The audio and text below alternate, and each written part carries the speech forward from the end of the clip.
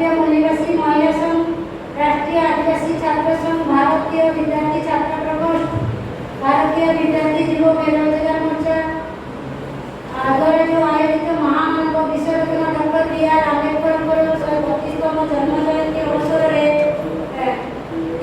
आसीथिबा समस्त को धन्यवाद दूची। प्रथमे आयोजक बंधु मान को धन्यवाद दूची।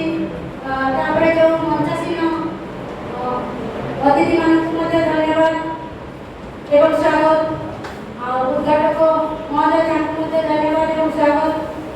सहित सम्मानीय अतिथि एडवोकेट सत्यनारायण बिजुड़ी, एडवोकेट मनोज कुमार तोड़ी से स्वागत एवं धन्यवाद। मुख्य अतिथि स्वागत एवं धन्यवाद। सहित विशेष अतिथि मान जो मैंने से बहुत बहुत धन्यवाद एवं स्वागत।